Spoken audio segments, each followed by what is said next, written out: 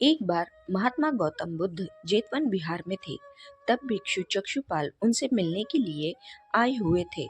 चक्षुपाल के आने की खबर सुनते ही उनके दिनचर्या, व्यवहार और गुण आदि की चर्चाएं शुरू हो गई।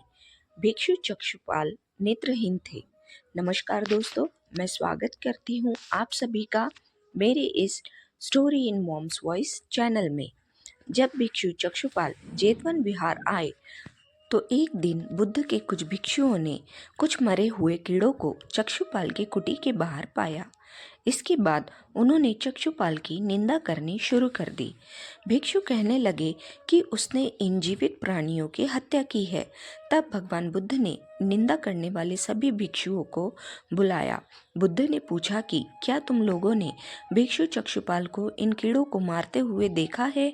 भिक्षुओं ने नहीं में उत्तर दिया। तब भगवान बुद्ध ने उनसे कहा कि जैसे तुमने चक्षुपाल को कीड़े मारते हुए नहीं देखा, ठीक वैसे ही चक्षुपाल ने भी कभी उन कीड़ों को मरते हुए नहीं देखा।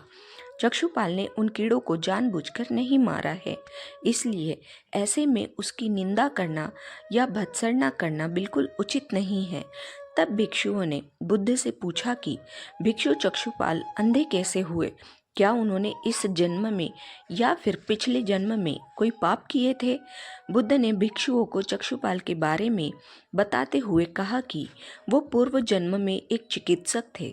एक नेत्रहीन स्त्री सभी जगह चिकित्सा करवाकर हार चुकी थी। कोई उसकी आंखों को ठीक नहीं कर सका। तब उसने चक्षुपाल से अपने नेत्रों को चिकित्सा करवाई और उसने चक्षुपाल को यह वचन दिया कि यदि वो उसकी आंखों की रोशनी लौटा देंगे तो वो और उसका पूरा परिवार भिक्षु चक्षुपाल के दास बन जाएंगे। चक्षुपाल की चिकित्सा से उस स्त्री की आंखें बिल्कुल ठीक हो गई, लेकिन अंत में उसने दासी बनने के भय से अपने द्वारा किए वादे को मानने से इनकार कर दिया। चक्षुपाल जो कि चिकित्सक थे, उन्हें तो यह पता था कि उस स्त्री की आंखें ठीक हो गई है और वह झूठ बोल रही है, लेकिन उसे सबक सिखाने के लिए और बदला लेने के लिए चक्षुपाल ने जानबूझकर उसे ऐसी दवा दे दी जिससे कि उस दवा से वह महिला फिर से अंधी हो गई। उस महिला को अपने किए पर पश्चाताप भी हुआ।